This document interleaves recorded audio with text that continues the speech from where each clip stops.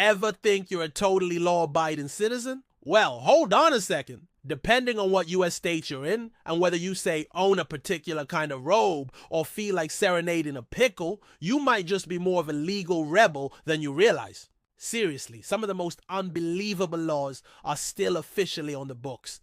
Hey everyone, and welcome. Today we're jumping into the hilarious, sometimes confusing, and downright bizarre world of American laws. Think you know the USA? Well, get ready because some of these are going to blow your mind. We're going on a coast-to-coast trip to dig up some of the weirdest rules that are still somehow actual laws. Ready to test your knowledge with our interactive quiz? Let's do it.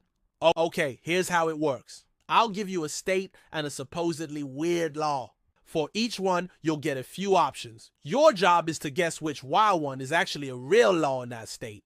Keep score and we'll see who becomes our weird law champion. Ready? Let's get quizzical. First up, sunny California. Picture this. You're cruising down the Pacific Coast Highway. But hang on. If you're a woman, what's one piece of clothing you're technically not allowed to wear while driving? Is it A, sunglasses after dark, B, high heels over 3 inches, C, a house coat, D, a feather boa? The answer is C, a house coat. That's right, there's an odd California law that technically stops women from driving a car while wearing a house coat. Now, you're probably not going to get pulled over for this fashion crime today, but this rule likely came from a time when people were very concerned about public decency and what was proper to wear.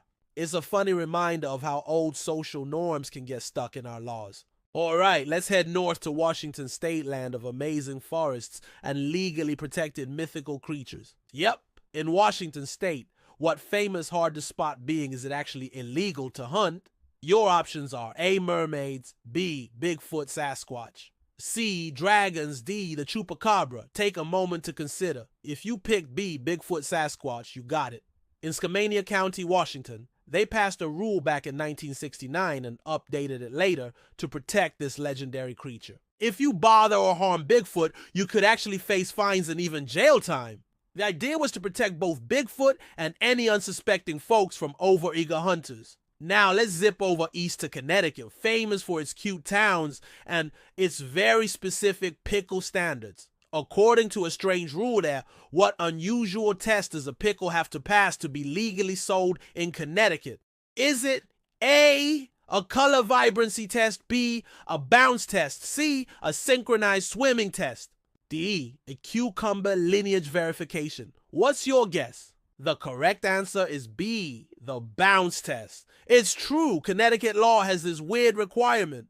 For a pickle to be legally sold, it has to bounce if you drop it from 1 foot high. This wasn't just for kicks. It was actually a way to make sure pickles were firm enough for people to buy. The story goes that back in 1948, some guys got arrested for selling rotten pickles that, you guessed it, splattered instead of bounced. How's everyone doing? Any big surprises yet? Let me know in the comments which laws you've nailed or which one has totally shocked you. Okay, let's head to the Rocky Mountains, to Colorado. If you're thinking of sprucing up your porch or lawn, what kind of furniture is actually banned from outdoor use in some parts of the state? Is it A, brightly colored plastic chairs, B, ornate metal benches, C, indoor upholstered furniture, D, antique wooden tables? Ponder that one. The answer is C, indoor upholstered furniture. Yep. Colorado has rules against putting things like your comfy indoor couch or armchair out on the porch or lawn. This law came about for public safety and to keep neighborhoods looking tidy, partly to cut down on fire risks and discourage those big rowdy parties, especially the kind you might see at college houses. Time for Missouri, the show me state. And boy, do they have a law to show us about livestock. What can legally happen to a bull that's been roaming free for more than 3 days if witnesses can confirm it? A, it becomes public property and is adopted by the town mayor. B, it can be legally castrated by any citizen. C, it must be painted bright yellow for identification. D, it is auctioned off by the state with proceeds going to local schools. This one's pretty out there. What's your pick? Believe it or not, the answer is B. It can be legally castrated. Missouri has this very unusual law that says if a bull is found roaming free for more than 3 days in a row, and at least 3 reliable witnesses can swear to it, anyone can legally castrate it. This law was probably a very hands-on and pretty extreme way to deal with dangerous or loose farm animals back in the day. We're popping back to Washington State for one more strange one. According to an old law there, what specific activity out on the water is forbidden on Sundays? Is it A, whale hunting, B, synchronized swimming with salmon, C, building sandcastles taller than the Space Needle, D, operating a ferry without a captain who can yodel? Make your choice. The correct answer is A, whale hunting. An old law dating back to the 1800s makes it illegal to go whale hunting in Washington State on Sundays. Now, commercial whaling is pretty much banned everywhere by federal and international laws to protect whales. But this specific Sunday rule is still a quirky leftover from the state's maritime past and how people used to view Sunday activities. Okay, Quizmasters, that was our final weird law for today. Did any of those totally throw you off? Which one do you think wins the prize for the absolute weirdest? Share your thoughts down below.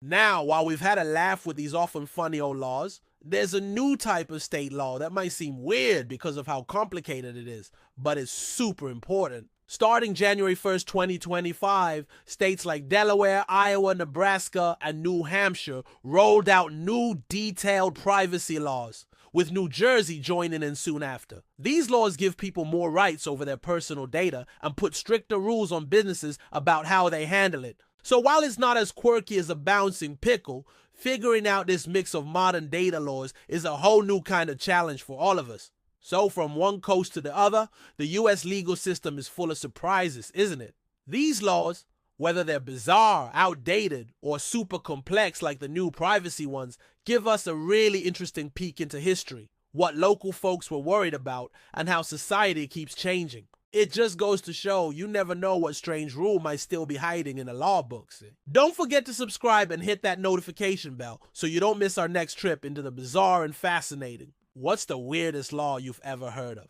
Let us know in the comments below. Thanks for watching, and stay curious.